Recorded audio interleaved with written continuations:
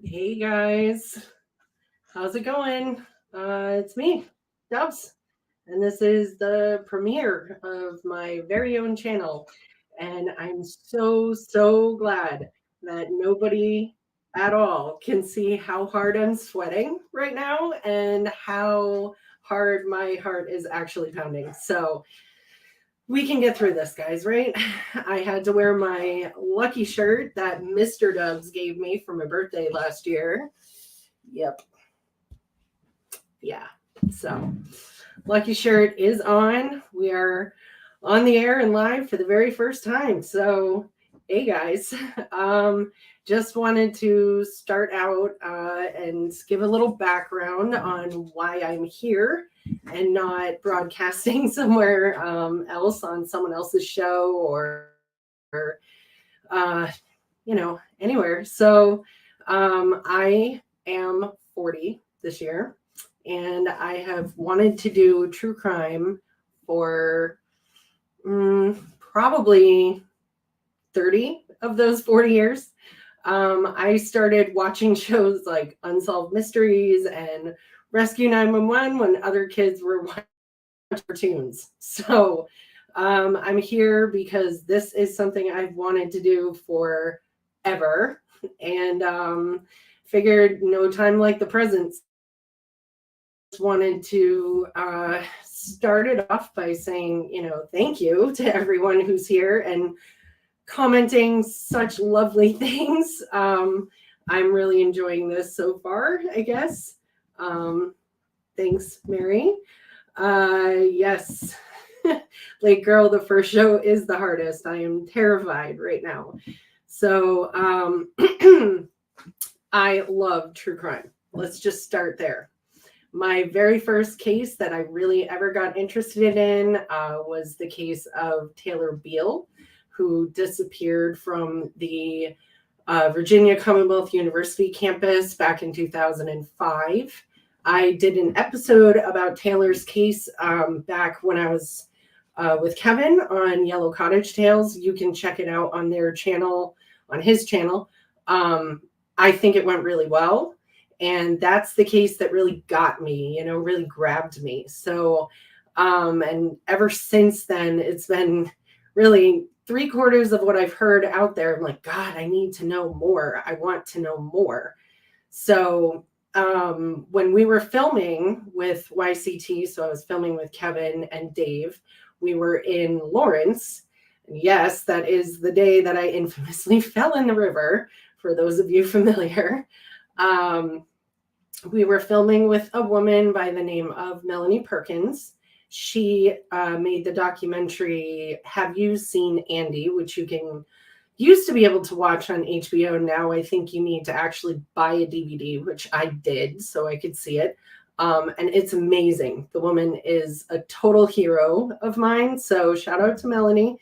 But she told me that if I was really going to pursue this, I should look into the case of Molly Bish first. So I did a deep dive. I'm actually working on an episode right now. Kevin, lovely Kevin from Yellow Cottage Tales, is helping me out and doing the editing right now, adding my innumerable pictures and videos that I wanted to put, interspersed. So hopefully at some point, once I'm done throwing stuff at him to add,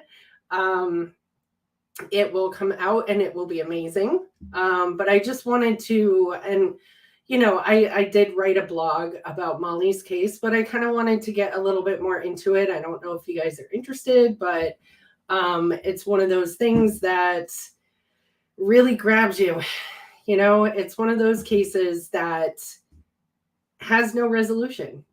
I mean, I feel such empathy for the family, for Maggie and John, and for Molly's sister Heather, who's gracious enough to speak with me about the case and actually fact check everything that I wrote about it. So she is amazing, and hopefully we'll get that live episode with her on pretty soon. She is so vocal and so passionate, and she's just a wealth of information. So she's really the authority. She's the one to talk to. So I did want to get into a little bit my observations. If you guys want to hear them, I did go down to Warren a few weeks ago so that I could see Coman's Pond, so I could do the walk between the parking lot and the lifeguard chair.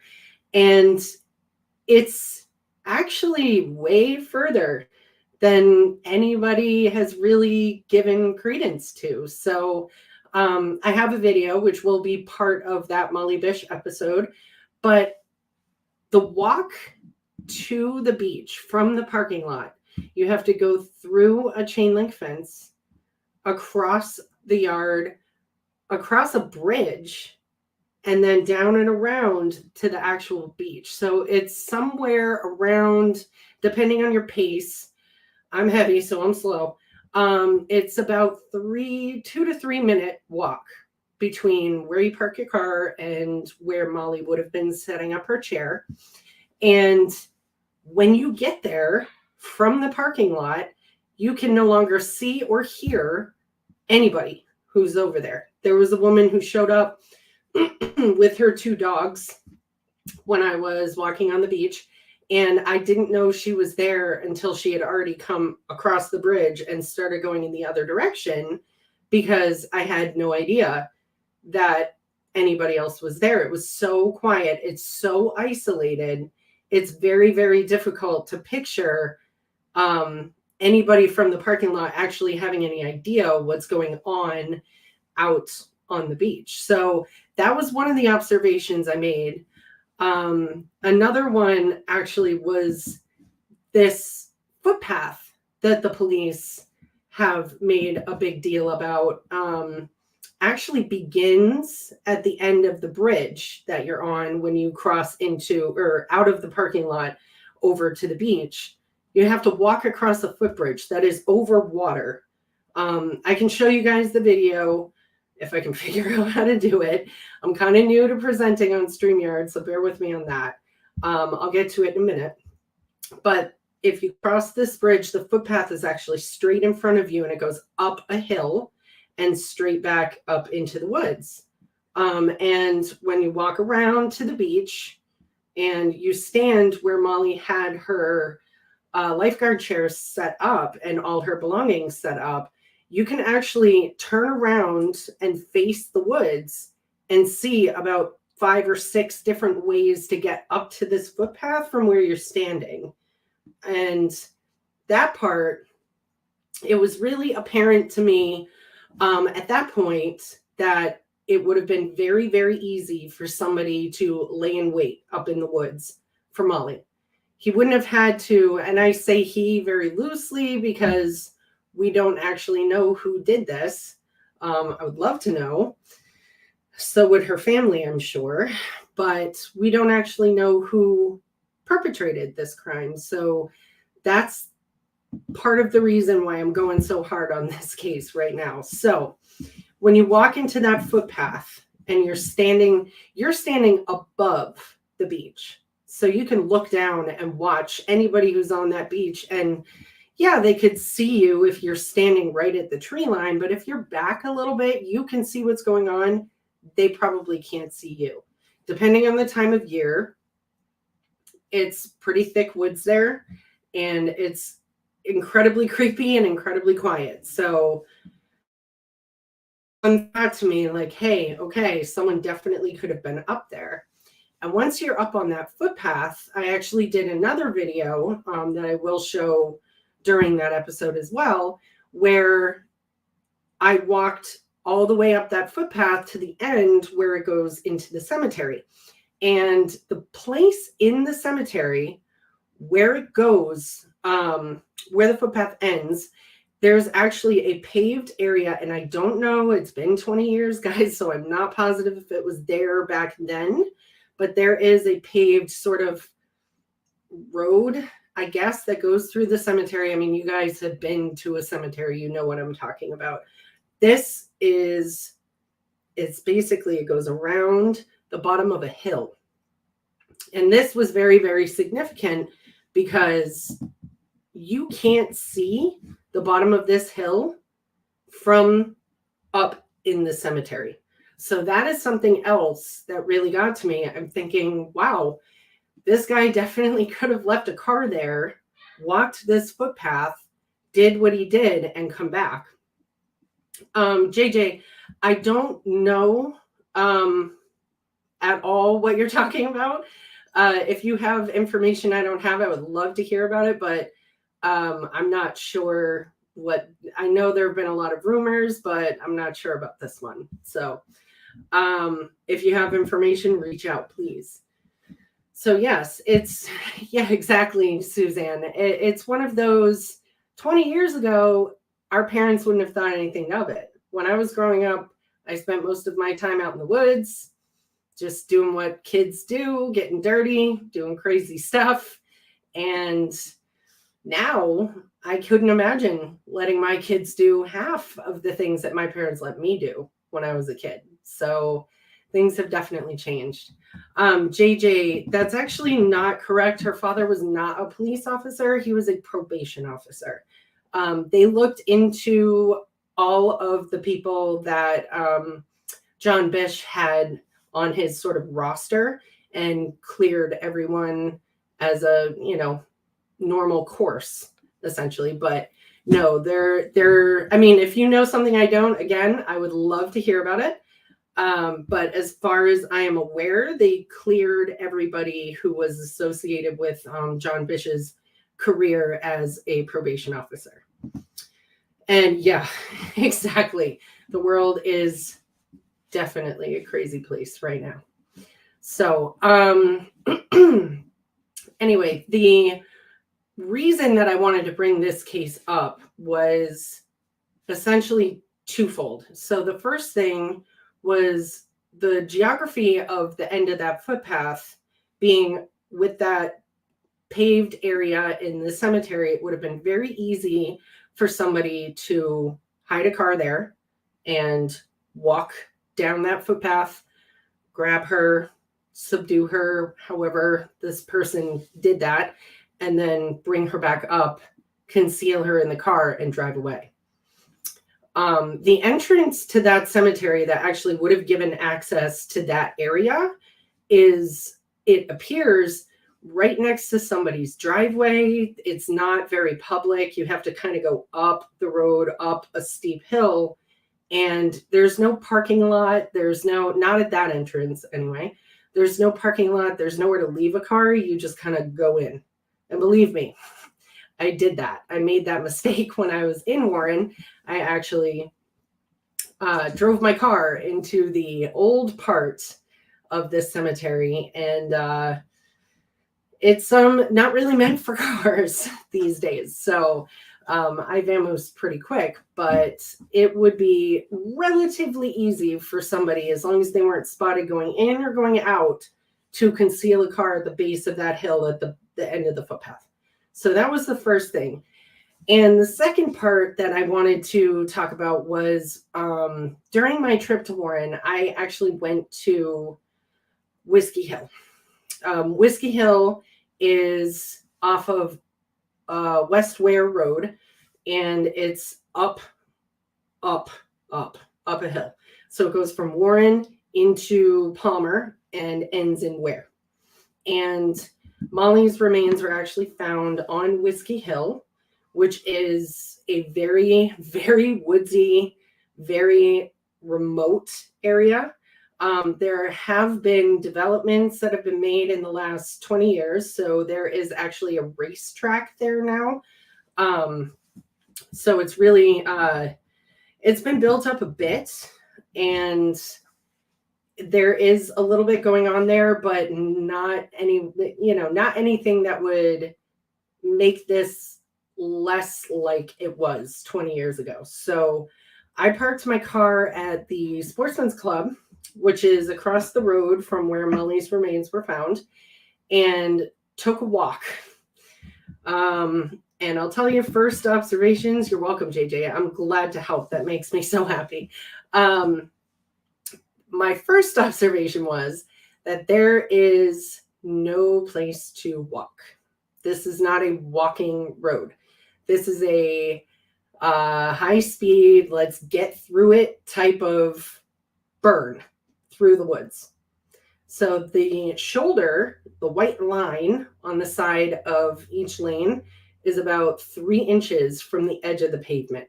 There is no place to walk. There is no place to safely do anything on the side of the road there. And when I wanted to get a look at the woods, I actually had to jump down a culvert, which was about 5 or 6 feet below street level, and then walk up. And when I was in these woods, I noticed a few different things. Again, trees have fallen in the last 20 years. Things have shifted, storms have happened. So obviously the geography of the area is not going to be exactly the same as it was 20 years ago. But I did notice that the woods there, yeah, there's woods, and then it's rocks. It's just rocks, and they're very, very steep. So I'm not, and if anybody has information about this, I would love to hear it. I am not privy to the information as far as the exact location of where the majority of Molly's remains were found. So I'm not positive how far up the hill she was actually located. But I will say that unless there's a way to get a car in there, if there's a hunting trail that I didn't know about, obviously I don't know the area very well. I was just there to take a walk and look around. There would be any single person would have a very difficult time getting a 125-pound girl, unconscious or deceased, up that hill. So I had a lot of thoughts when I was walking around the Whiskey Hill area, thinking to myself, hey, did this guy have a different way to get into the woods? He was obviously very familiar with the woods. He was very familiar with this area. As the profile stated, he was either a hunter, a fisherman, or both. So he would have been comfortable in this area.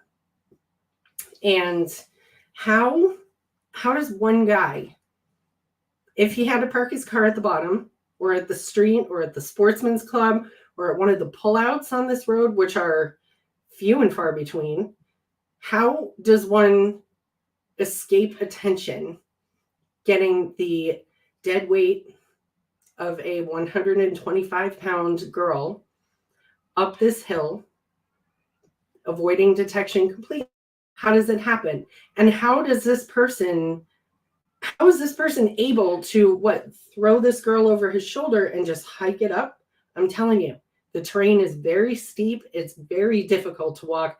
I had to give up. And I'm not scared of the woods. I'm not bad in a woodsy situation. I mean, I'm not in the shape I was in when I was a kid, but it's very, very difficult to imagine somebody just hiking up there. So I don't know if anybody else is super familiar with this case. I don't know if anybody else has observations or questions or thoughts. If you do, comment them. We'll talk about it. Yeah, good point. Good point, MJ. Adrenaline does, it does allow people to do things that they wouldn't normally be able to do. It's shows of strength. Yeah, sure. Chrissy, I don't know. And I don't know because between the time that she was taken and the time that she was found, 3 years passed. So when her remains were found, it was actually very few bones were located and pieces of her bathing suit, and that was it. And a tongue ring, from what I understand. So there wasn't enough to find to really generate much information as far as how she passed as far as what happened to her. There's just not a lot of evidence to go on. So it's a horrible case. I want to do everything that I can to bring attention to it, to hopefully maybe, I don't know, just get people talking about it. So yeah, that's that. I'm hoping that the episode that I have going with Heather Bish will bring some more information. I do want to talk to her about some of the observations I made when I was there. Yeah, so Lake Girl, maybe he walked her in with force. Yeah, that's another thing. Maybe she was alive when she was brought into those woods, and maybe he, killed her and then left her where she was when he killed her. I don't know. Jen, there were actually 3 suspects that were supposedly like this composite that was given to the police by Maggie Bish. She met with somebody to generate this composite. I'm sure you've all seen it. If you haven't, it's in my blog. It's all over the internet. It's of a mustached man smoking a cigarette. And the 3 suspects that were identified as the most likely suspects for this, all 3 of them bore a striking resemblance to the guy in the composite. So one was Frank Sumner, who actually had his DNA tested rather recently. I think it was in the last few years, and turned out not to be a match. He actually passed away in 2016. There was Gerald Battistoni, who also passed away. He was he bore a really big resemblance to that composite, and he actually had more of a history than the other 2 suspects. He was a bad guy. I wrote about him in my blog. I'll talk about him in the episode, but he was disgusting. And there was also Rodney Stanger, who is currently serving a life sentence, I believe, in a Florida state prison for the murder of his girlfriend, Crystal Morrison. He is the only of the 3 suspects that police have thrown around in the past, 20 years to still be alive.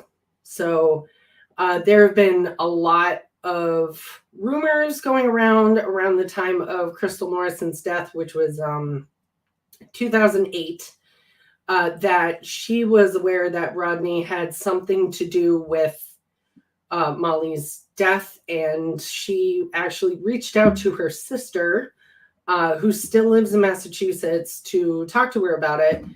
She was super cryptic. She was speaking in code, and then unfortunately Rodney killed her. So we don't really have much other information about her knowledge of his supposed involvement in this. So do we know anything about how she passed, MJ? No, we don't. There was not excuse me, guys, sorry.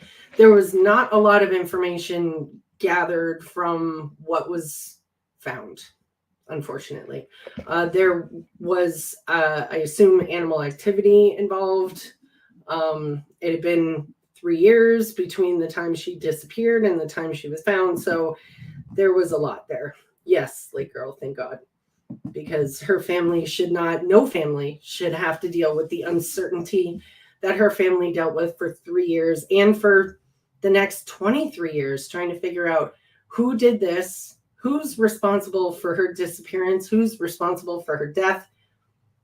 We still don't know.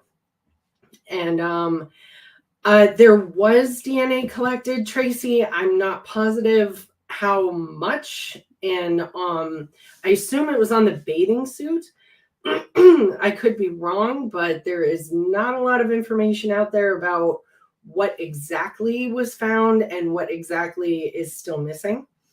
But there was something present at that scene that had DNA they could test, and they did test it.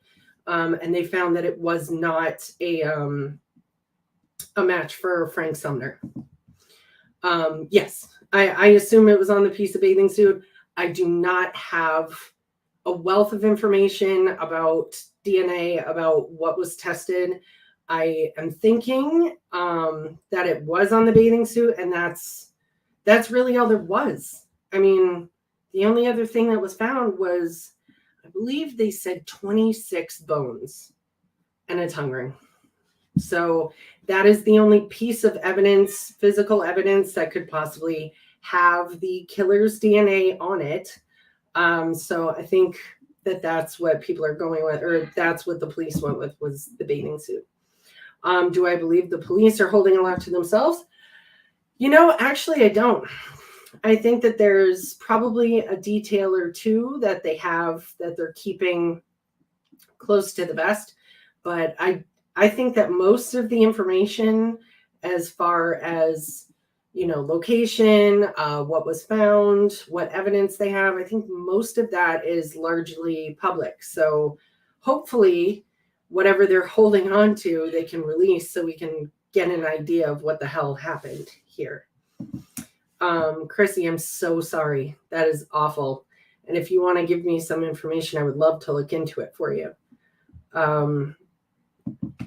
Let's see. I wonder if they can do. Yeah, I'm hoping they will. I know that Heather, through the Molly Bish Foundation, Heather is working on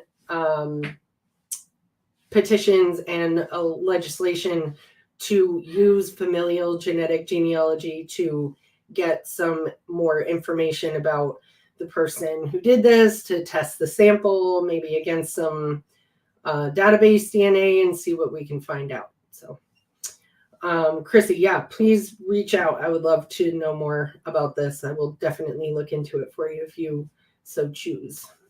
So, I don't know if you guys have any other questions about Molly's case. I'll answer what I can. I'm still working to try and find more information. Jesus, Chrissy. God, 5 years later, my friend Kelly Ford. Oh my God. That is awful. Please message me. We'll talk. This is horrible. I'm so sorry you had to go through that. Yeah, so that is what I know about the Molly Bish case, what I have, without going into huge detail. JJ, hit me. I would love to answer any questions I can.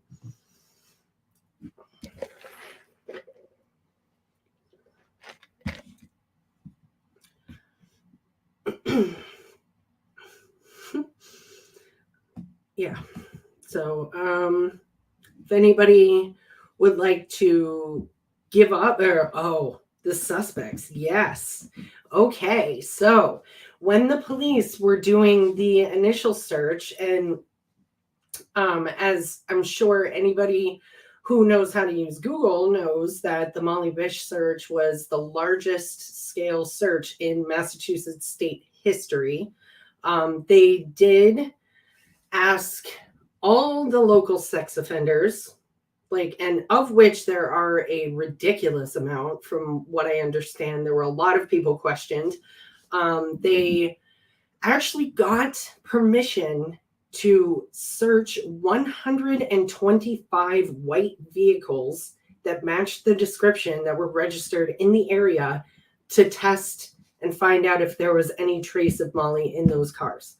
So I don't know that they specifically rounded up anybody, but I do know that the links they went to, and the reach they had on this search initially was very, very grand. I know that they ruled out a lot of people very quickly, based on where they'd been, what they'd seen, whether they had alibis, whether they failed polygraphs. They actually used polygraphs as a means, in this case, to rule people out.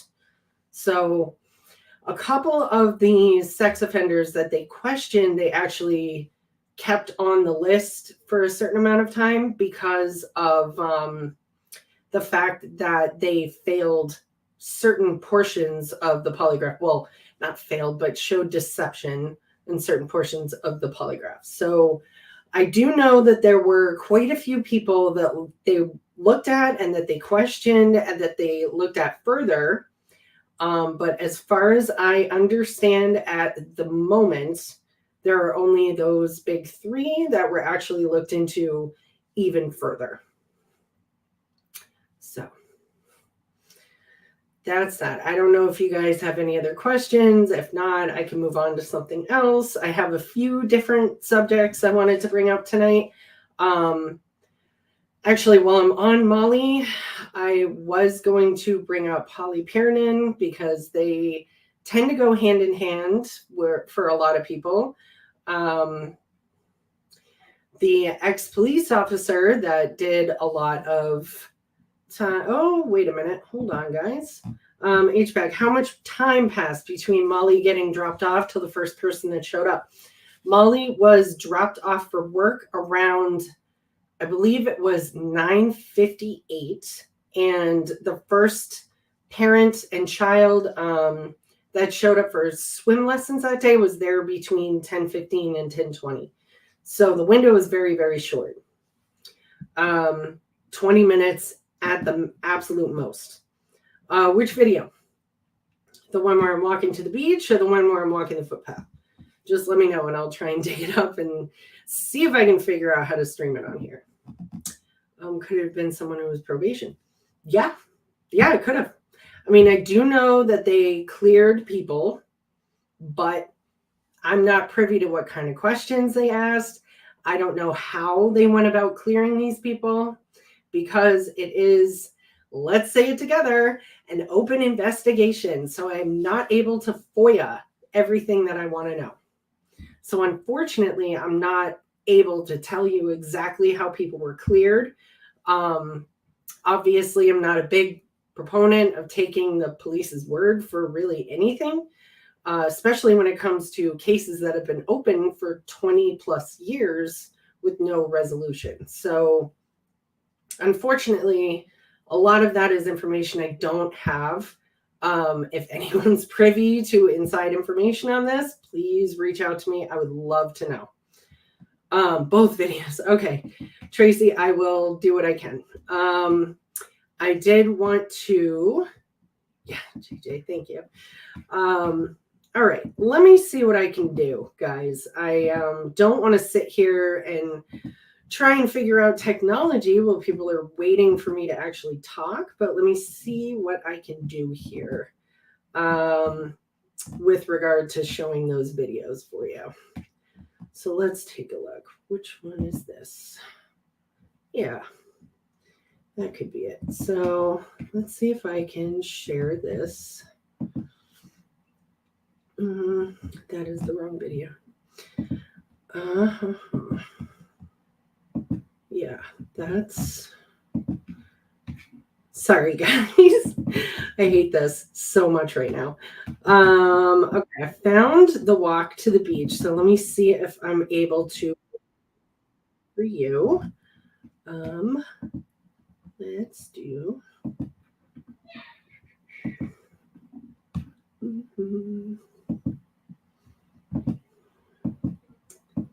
Just bear with me 1 second, guys. Yeah, here we go. All right. Okay. So let's get that to start.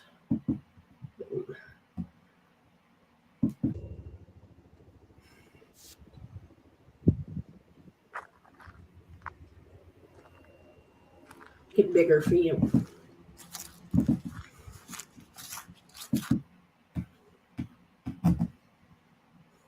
Ah, crap. There you go. Okay. So I don't know if you guys can still hear me. I'm not really even sure how this works, but hopefully you can. So this is the walk from the parking lot. That chain link fence was actually where I walked in from where my car was parked. So, and this is just a normal pace, guys. It's nothing crazy. I wasn't jogging. It's just a nice leisurely walk. Thank you so much for letting me know you can hear me. Great. Okay, so this is the footbridge I was talking about. It does go over water because this used to be some kind of mill. Someone can fill me in on the exact use of this, maybe in the comments. But right in front of you, right there, that is the footpath that goes to the cemetery. We'll revisit that in a minute. But the walk continues here. It's actually a pretty substantial walk. So now you can finally see the beach. And still not there yet. So guys, this is where it started to set in with me, just how far this walk actually is. This right about here was where it started. All the sound basically from behind me started to sort of dampen. These swings, not sure how long they've been there. Can't really speak to that. But this lifeguard chair that is now here was not here back when Molly went missing. This is actually a newer addition. And right there, you can see all of those little walkways that you can take to get up into the woods. Yes, GM, it was just one lifeguard. So these are the benches. This is the approximate area that Molly would have set up her chair. I think I'm going to pan over, maybe not. I'm not sure. It's been a little while since I took this video. And I think I was just, Caroline, we're talking about Molly Bish's case. Yeah, so you can see from right here just how far this is from where you would have parked a car, from where she would have been dropped off, from where anybody coming to this beach would have been able to see her. So that is that video. Let me see what if I can dig up that other video for you guys. All right. So since that worked, I'm not going to get cocky here, but I will grab that other video with the footpath and see what you guys think of it. Again, I was narrating to try and keep myself from being freaked out during this walk through the woods because it is quiet and very secluded. So before I do, let's see. What was her work schedule like? I'm not sure. I know she was there every weekday by 10 o'clock, but she was usually a few minutes early. Again, not much of a routine yet because this was actually only her 8th day of work.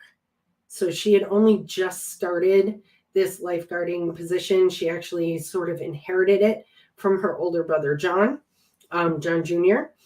And he had done this job, this lifeguarding position at Coman's Pond for 3 years before Molly took over.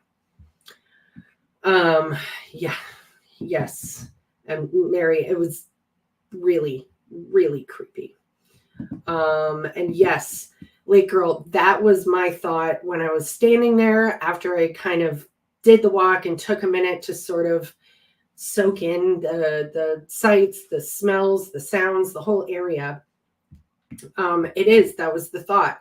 You're so vulnerable standing there because you can't hear or see anybody. And the other thing I noticed when I was standing on that beach is you would think there's houses nearby. There aren't. I mean, these woods that border this, they go on. I didn't walk the whole thing because that's a lot of walking, but these paths that go up, and you'll see in this video, I'll put it up in a second, the paths just branch off and just go and go and go. And they seemed to me, and this is presently, I'm not sure about 20 years ago, but presently they seem to be ATV trails. So that's another thought that I had. I'm not positive if it will go anywhere except fiction. The book I'm working on actually right now is sort of loosely based on a situation like this, sort of vulnerability taken advantage of. So keep an eye out for that if I ever finish it. Thank you, Tracy. I appreciate it. So, okay, let's see what I can do. Let's see, present that for you guys so you can see that. Here we go. All right, we're going to mute the audio on that because no one wants to hear that. There we go. Okay, let's go. Okay, so here is, oh, let's full screen that for you guys. Here we go. There we go. Okay, so you can see we're looking down on the beach from up in the footpath. There was this weird chain there. I'm not sure what it went to. Maybe someone can give me some insight there. I'm not positive, but it sort of caught my eye, gave me the creeps a little bit. So I kind of started there. So here we go into the forest. As you guys can see, you can still see what's going on. The tree line there from the beach to where you're standing, it's actually pretty thin, so you can see. But if you were to step back a little bit from right there, you would not be able to see whoever was standing up there on the path. So let's keep going. Thank you, mom-in-law. I appreciate you. So yeah, I'm really glad I didn't share with you guys the audio of this video because it is terrible, but you'll see it during the pre-recorded episode I'm doing on the YCT channel. It's mostly me going, God, it's quiet. God, it's hot. And breathing hard.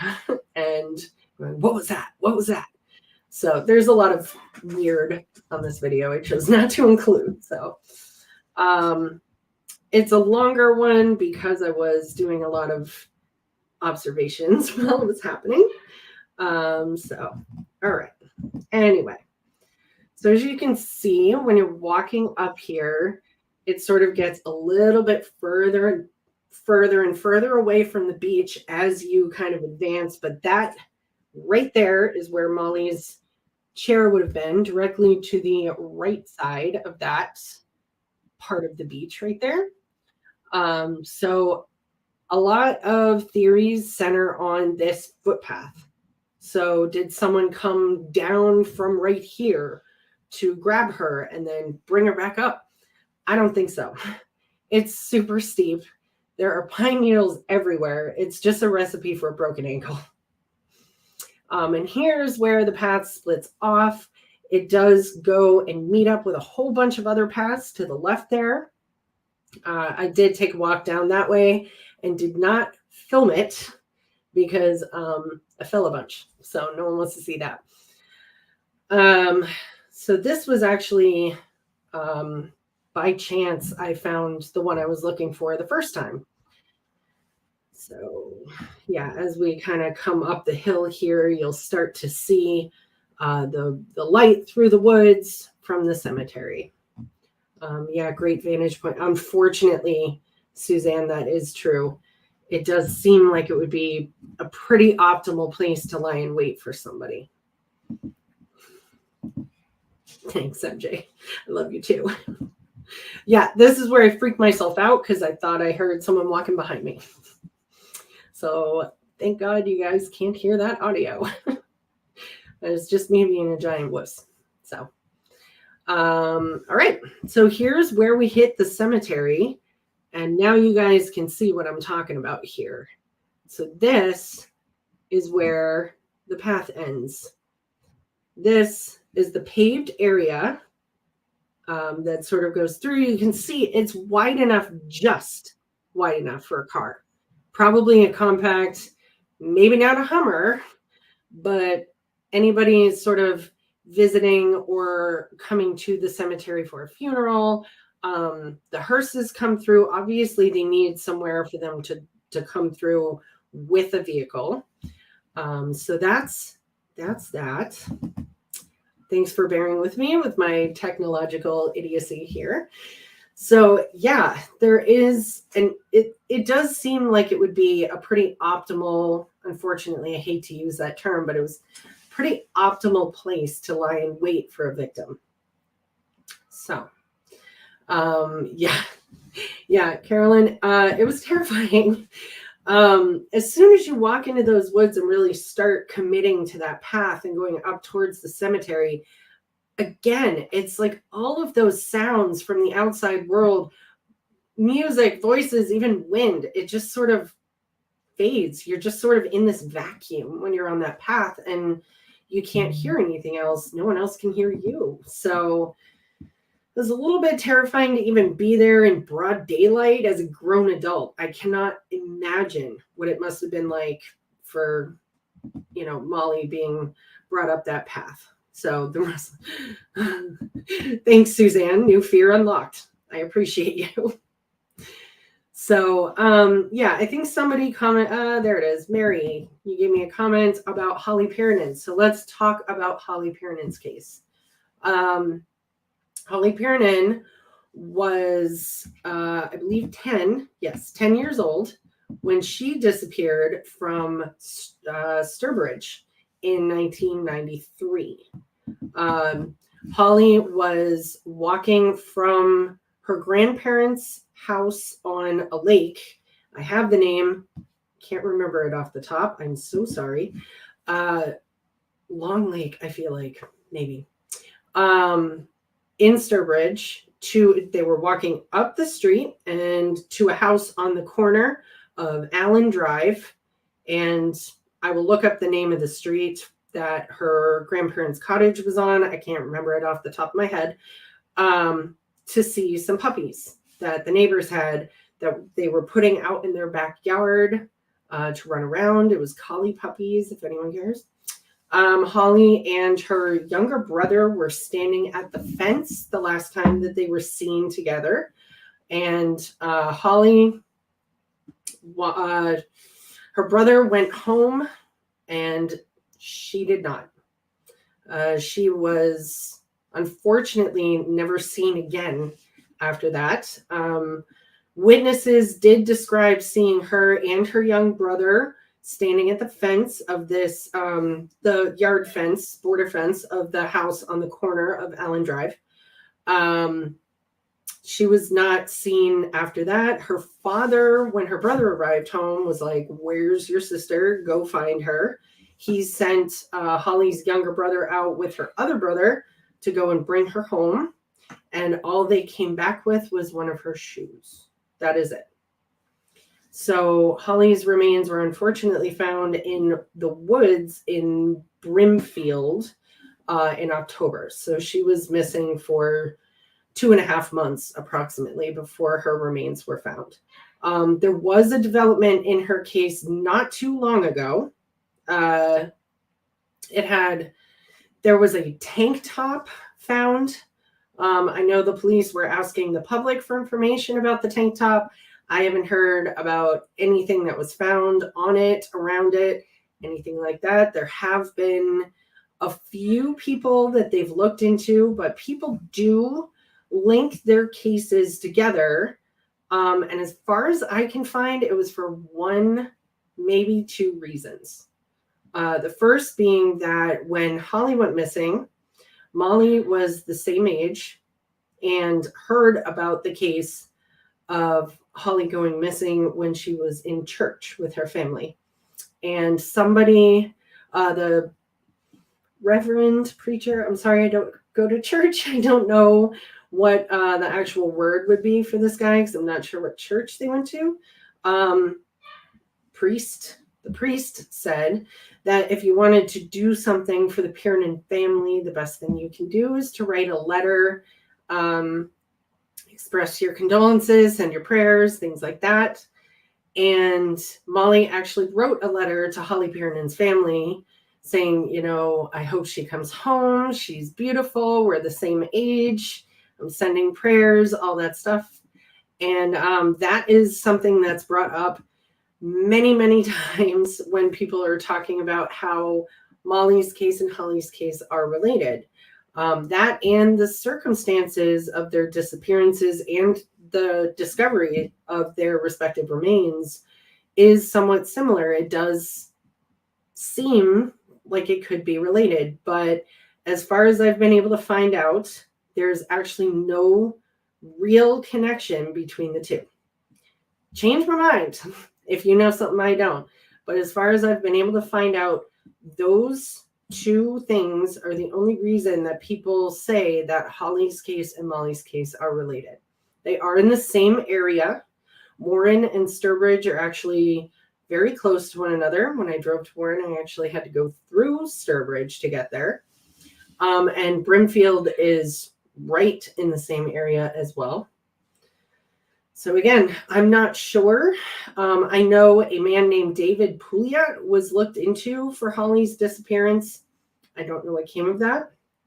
I do remember hearing at some point, I think that he is deceased, so I'm not sure if anything came of that. Yes, Suzanne. As far as I have been able to find, Molly was, Molly had sort of two sides to her. She was hilarious, empathetic, amazing, smart, very athletic, just an all-around dream kid to have as a parent. And on the other side, she could actually be pretty shy. She did demur to authority pretty easily because she was polite and she respected her elders. So that, from what I've been able to gather, may have been a downfall of hers. It may have been the reason that she was taken. So, Mary, that's a really nice sentiment. I like that. I would like to think the same. So, we're almost at an hour. I don't know if you guys want to throw some questions out, if you have things that you want talked about that I haven't talked about. Yeah, again, Suzanne, that's the reason why I'm not positive that these cases are related at all. I mean, Holly was 10 when she was taken. Molly was just shy of 17. So these are two different victim profiles. Again, people change. If this was the same guy, it's possible, since they looked alike, that maybe he's got a type regardless of age, but I don't think so. I think the cases are different enough to say that they're not related. Tell us more about you. Oh God, what do you want to know? This is my first solo foray into the YouTube experience. I was formerly, and still am in some regard, with Kevin on the Yellow Cottage Tales channel. Him and I still work together. We don't do too much true crime, but I do end up on his show, YCTX, on Fridays, where we talk about paranormal stuff and ghosties. So it's really fun. I'm 40, mom of 2, happily married to Mr. Debs. And yeah, I went to law school. I'm not a lawyer. But when people ask me for information, ask me for my viewpoint on different cases, I always give them the caveat that I'm telling them the answers that I know based on the fact that I went to law school, I graduated from law school, and then I decided not to practice law. So I do conflicts for a living, which is basically doing research and making sure that we're not going to get sued. That's what I do for work. So research is my jam. Digging into secrets, finding stuff out about people and companies that maybe they don't want their attorneys to know. That's what I do. So this kind of seemed like it wasn't the biggest stretch in the world to start doing true crime as something that I really wanted to do forever. So I decided to just take the plunge. No, we did not go to Hanson today. Dave and I are going to set that up for very soon. I ended up having to be in Quincy today because my grandma-in-law turned 94 this weekend. So happy birthday to Helen. I told her I'd give her a shout out, and here it is. So happy birthday. Thank you, MJ. That's very nice. Kind of freaking out. So, have I dug into Chris Albert? A little bit, actually. As far as what I found, I don't know. There is not a lot to find that our good friend Turtle Boy has not already found. So unfortunately, I can't give you anything new there. I do know that he's wanting to sue a lot of people. So saying bad things about him on my show is probably not the best way to start. So we're just going to leave that there. Adam, oh my God, what's up, buddy? One of my professors was state trooper. Wow. Thank you. I'll reach out because I have questions. Oh, God. There were several reasons I didn't want to be a lawyer. Mostly, I started law school because my mom and dad wanted me to go. I decided to give it a shot for a semester and see what I thought. And I'm not the type of person to start something and not finish it. So I graduated, but in the course of working 9 to 5 and going to law school full time at night during the summers, during breaks, trying to graduate as quickly as I possibly could, I realized that practicing law, being somebody's attorney, being somebody's Alan Jackson, being somebody's David Yannetti, even being, unfortunately, Adam Lally, was not really where I wanted to go with my life. I can't imagine wanting to be, and this is personal. This is my personal thing. If people who work in the DA's office, 90% of them, I commend you. I absolutely commend you because you are doing hard work for no money. And that type of thing, I can't imagine the amount of pressure that comes with the caseload that these people have to deal with every day of their careers for literally no money. And on the other side of the fence, the public defenders, same thing. The only other option would be to go into private practice. And there really wasn't something I wanted to do. I worked at a big corporate law firm while I was in law school, and it kind of turned me off to the whole thing. So kind of ended my desire at all. Yes, that's nice. Helen is awesome, guys. She's so amazing. She's 94 years old, still doing yoga, probably going to outlive all of us.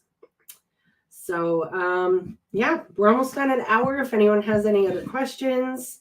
Yeah, exactly, Suzanne, exactly. I told myself when I started law school that when I get married, when I have kids, when I have a family, I don't want to be married to my job. I want to be married to my family.